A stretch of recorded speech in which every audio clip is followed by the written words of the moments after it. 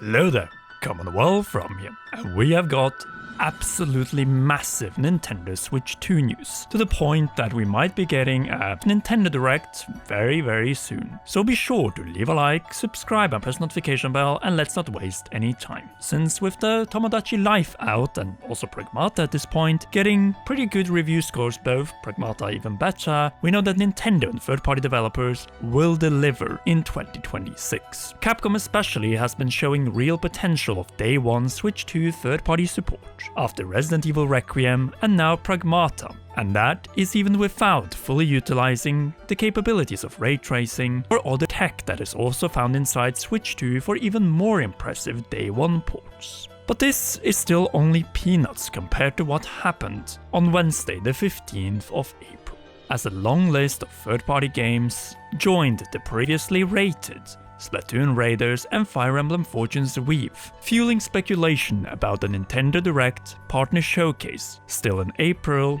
or at the latest in May. In the case of Splatoon Raiders and Fire Emblem Fortune's Weave, we know that those games have been rated by PEGI, 7 and 12 years old, which fits very well with what Nate stated in his podcast, namely that they are slated for summer. And that fits with the ratings coming in this time frame. At the same time, Bethesda's Starfield has also leaked through a rating and makes sense after we got Fallout 4 on the Nintendo Switch 2. Still, this is only the peak of the iceberg, as there are over 20 games that through Taiwanese rating boards and others have been pretty much leaked for the Nintendo Switch 2 and more or less also confirming that we are getting a Nintendo Direct Partner Showcase. These include, of the most important ones, Diablo 4, Sonic Frontiers Definitive Edition, Starfield, which we already mentioned, Monster Hunter Wilds, Final Fantasy XIV, Death Stranding, Director's Cut. These are absolutely huge if they are coming in addition to Final Fantasy VII Rebirth and the other games we saw in the previous Partner Showcase in February. Additionally, Capcom seems to deliver even more than just Monster Hunter Wilds, since it also seems that Capcom's Devil May Cry 5 is coming to the Nintendo Switch 2. And this would be a massive thing, because as you remember, we had the Devil May Cry collection on the Nintendo Switch, but this is an entirely different game, one of the highest rated games of 2019. And what's more, DMC5 has previously been teased by Nate to be coming to Nintendo Switch 2. So there is that as well. Of course, it would be a little bit disappointing to have another partner showcase before a general Nintendo Direct. But seeing that these are almost exclusively third-party games, I think that is what's gonna happen. When it comes to Splatoon Raiders and Fire Emblem's Fortune's Weave, until a general Direct, we could see a Twitter Direct with them. And truth to be told, when these are coming from rating boards, they have a lot of credibility. But speaking of other Nintendo franchises, we know that the Zelda movie has now wrapped up filming, which was also confirmed as a recent panel, and that the footage is slowly getting ready to be shown to all of us later this 40th anniversary. Of course, we already had a leak of a specific sequence. We don't know if there was the team or someone else who filmed and leaked it, but by the time we get that first teaser, we should also know what is the game release of Zelda's 40th anniversary. And I'm gonna be honest, I'm sticking to Ocarina of Time, and I'm definitely doing so as it is exactly what the Switch 2 needs in an uncertain 2026 when it comes to big reveals from Nintendo. It also lines up more and more towards what Nate has been talking about when it comes to Nintendo games in general.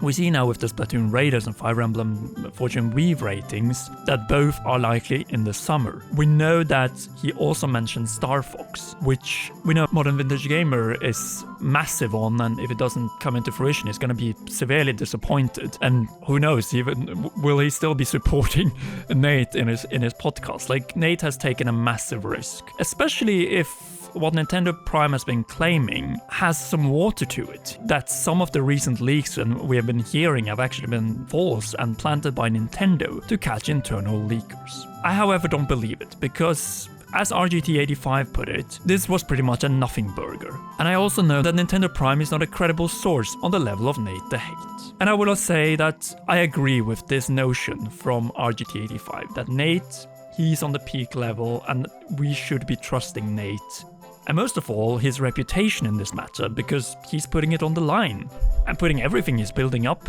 at a risk. So I believe in Ocarina of Time remake. I believe that there's just been too much happening, you know, with the smiling of Eiji Aonuma, with Monolith Soft talking about Zelda, with and their future with the franchise, and much more beyond that, and also that we need a Zelda game for the 40th anniversary. Truly, I think that most hangs on the Star Fox notion, the fact that that one is likely getting revealed before a general Nintendo Direct, which is likely to be a June Direct, unlike the Partner Showcase, which could be much sooner than many have anticipated at this point. So all of this goes in line when we think about it, and we know that one of the June games is gonna be Rhythm Heaven, just like we know that Yoshi and the Mysterious Book is coming out in late May, and Tomodachi Life Living the Dream was the big Nintendo game, or at least the Nintendo game, for April. They are continuing filling out every month, so it wouldn't be surprising if, say, Splatoon Raiders is coming out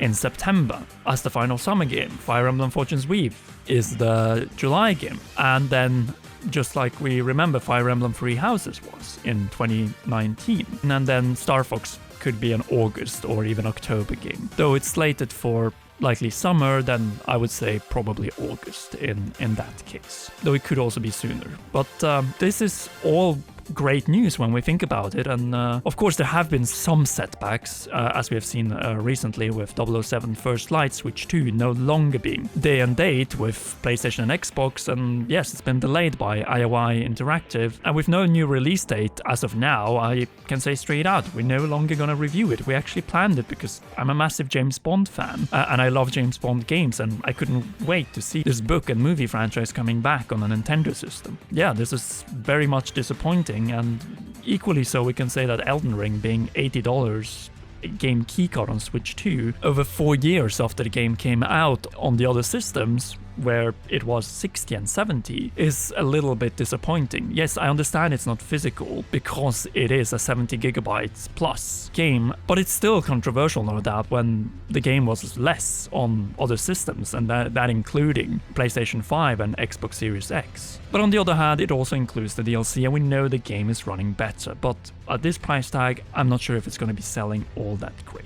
What is good news, however, is that 64GB cartridges are not going to be the only option anymore, because, as it was rumored in the past, more Switch 2 games are likely becoming physical instead of just game keycards. Not the biggest of the biggest, because that will cut heavily into profits, but when it comes to smaller games, they will definitely be taking more advantage of physical games, and as Spawnwave has proven with Neo, smaller size, cheaper cartridges are being rolled out by Nintendo, and we'll see more examples of this probably already in this year, and possibly even in the first half of the year before we enter the big holiday season, where we are likely to see a domination of Grand Theft Auto 6, a game that has also been rumored coming to Nintendo Switch 2, but which now has obviously not leaked with a rating compared to the 20 plus games that have been rated by Taiwanese gaming boards, PEGI and others. But let's not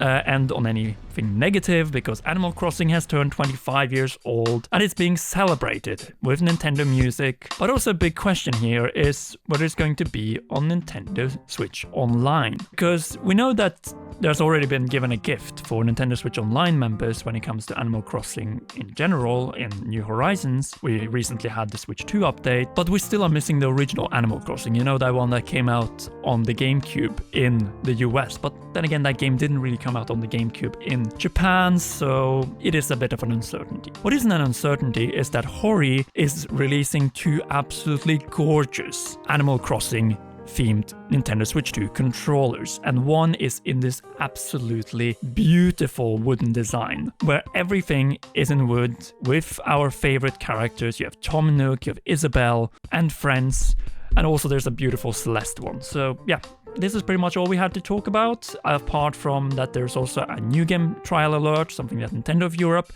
reported on April 15th, as the light-hearted physical platformer Human Fall Flat will be enjoyable for free through Nintendo Switch Online game trials until April 22nd.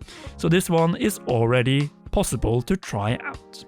Anyway, that was all we had to cover for this time, but we'll be back with more Nintendo Switch 2 news when we'll have substantial amounts of them. But what are your thoughts about all of this? Leave your thoughts in the comment section down below. If you haven't already, then be sure to leave a like, subscribe and press the notification bell to not miss any upcoming Nintendo Switch 2 and Zelda videos. Last but not least, a big thanks to you for watching and to all our patreon.com/commonrealm patrons. Special shoutouts go to our heroes, Cheryl, Garrett Hoy, Holly Wolf and Kintaro. You rock, and please enjoy these awesome videos.